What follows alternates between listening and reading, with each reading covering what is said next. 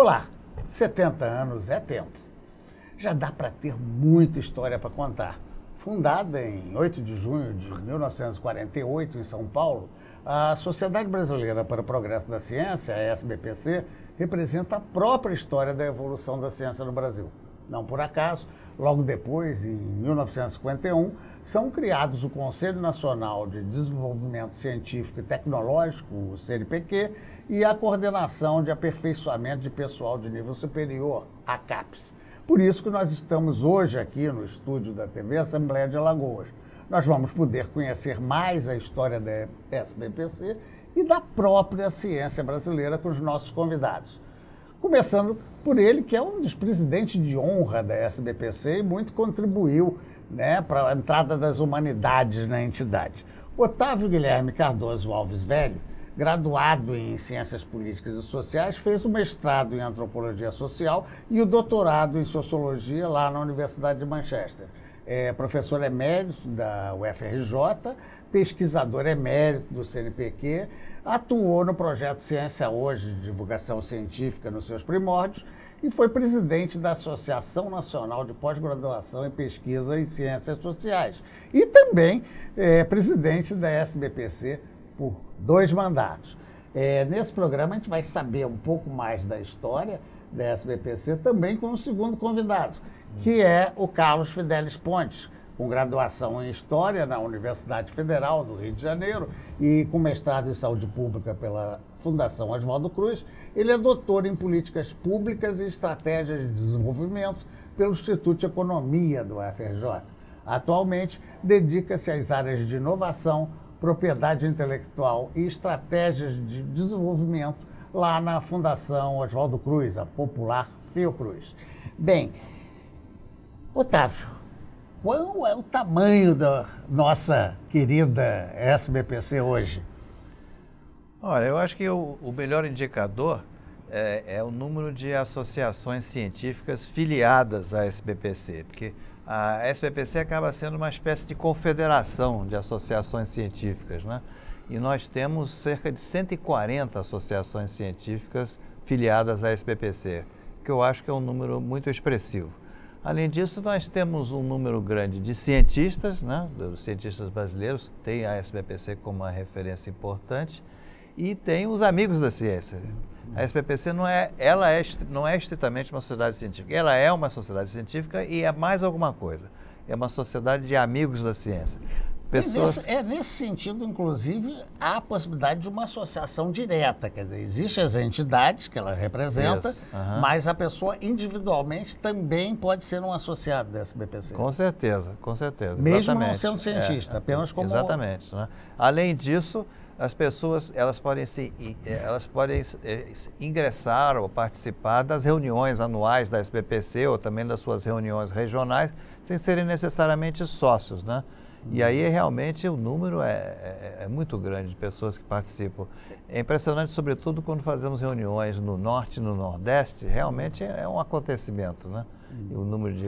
E é uma oportunidade de se refrescar também com conhecimento científico, Sem dúvida. São muitas mesas, Sem dúvida, sem dúvida. E é o conhecimento científico, eu acho que isso é uma característica da SBPC, lato sensu, porque são assuntos e questões que dizem respeito à sociedade também, Não por acaso eu sou um cientista social, E isso que eu ia também te perguntar, quer dizer, no início o cientista era sempre aquele cara envolvido com as fórmulas, com a dificuldade num laboratório, com um microscópio.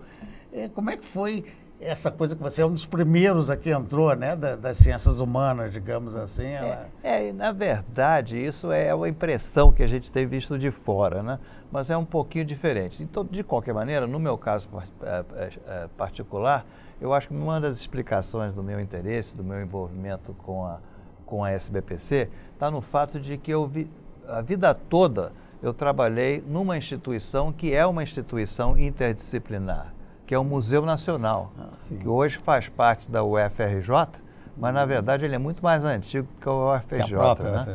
Ele está fazendo 200 anos e ele foi fundado em 1818 por Dom João VI, Então, e a minha convivência lá com os zoólogos, com botânicos enfim, com todas as atividades científicas é muito grande. Sendo que no caso do museu, eu acho que é interessante que também as pessoas ficam pensando só em laboratório para pensar a ciência, né?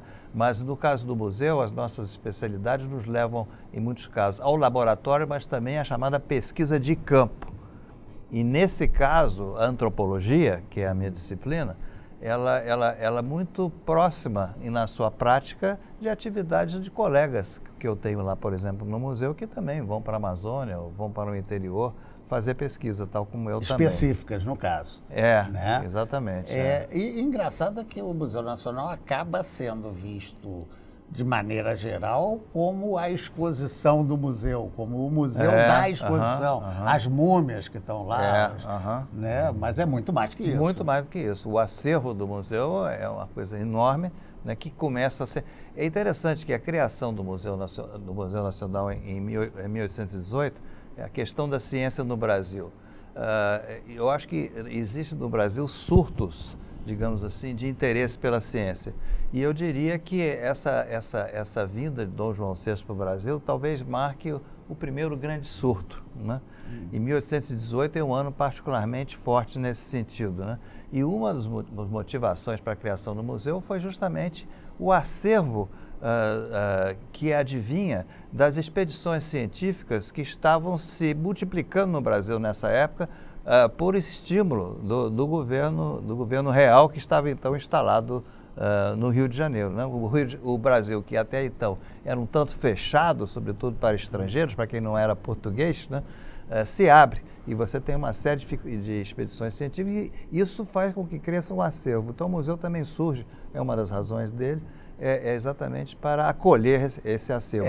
Foi a descoberta pelos portugueses de uma fauna, de uma flora, de uma coisa que era uma imensidão, né, perto do que Portugal tinha normalmente. Com certeza, mas por essa época já começa a surgir no Brasil franceses e ingleses, começa a ter autorização para fazer pesquisa, russos, né, e alemães, né, e são as grandes expedições científicas. Então esse é o primeiro grande surto e o museu aparece, surge o museu e não só o museu, né, por exemplo o Jardim Botânico é criado por essa época também, né, e outras instituições. E Jardim Botânico também é outra coisa que as pessoas não sabem muito, que ele é um depositário de espécimes raras de plantas, mas uma área de pesquisa extremamente forte relação a esse assunto dele. Com certeza. Não é só para visitar, é para trabalhar também, né? Com certeza. Pegando, Carlos, esse início aqui, para você ir fazendo o contraponto, esse início que ele fala do Dom João VI,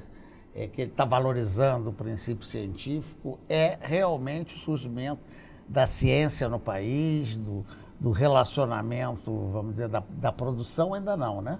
Da produção ainda não. Eu falo da minha experiência mais, onde eu sou mais ligado, que é a Fundação Oswaldo Cruz.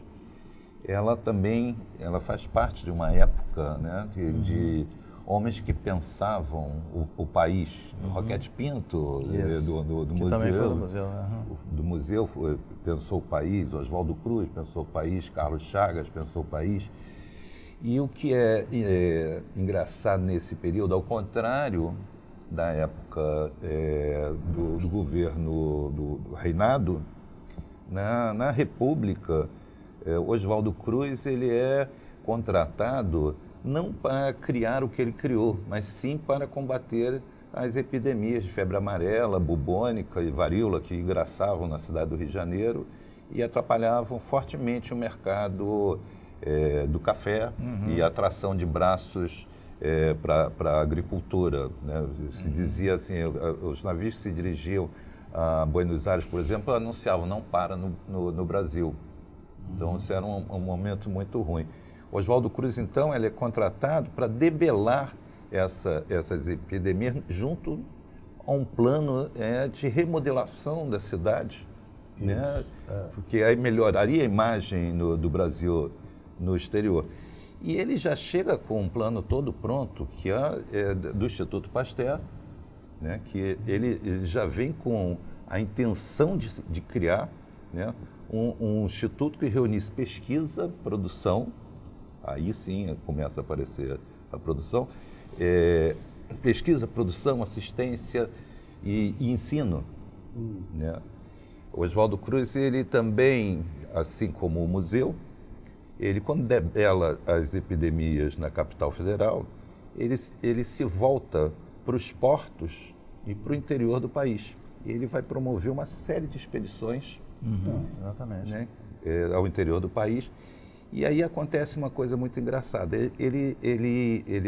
Havia uma visão idílica do país e dentro de um contexto também de racismo e de teorias que falavam que o Brasil está condenado ao subdesenvolvimento por ser de uma raça mestiça ou ter um clima que não favorecia. Ele volta dessas expedições ao interior e descobre que o Brasil é, como na visão, na frase que ficou famosa, né, um grande hospital. E ele descreve algo muito, um Brasil onde havia a doença de Chagas ainda não conhecida, né? E ele vai trazer o diagnóstico, mas ele também vai se colocar como parte da solução. Isso é super importante, porque ele vai dizer o problema não é da raça, o problema não é do clima, o problema é a falta de Estado. E ele convence a intelectualidade do período. Monteiro Lobato, por exemplo, que tinha o personagem Jeca Tatu. Isso. O Monteiro Lobato vai dizer, o Jeca não é assim, ele está assim. Né? Está assim por falta de educação, saúde, presença do Estado nessa... Deu uma mexida. O Otávio está querendo fazer uma parte aqui. Não, é no sentido de fazer até uma ponte entre essa época que eu estava falando, a época da criação do Museu Nacional, e essa época do Oswaldo Cruz, né? E como eu falei, o Brasil tem surtos, digamos assim, desses interesses ou de uma espécie de europeização, né? E é interessante, então, que o museu ele é fundado oficialmente em junho de 1818.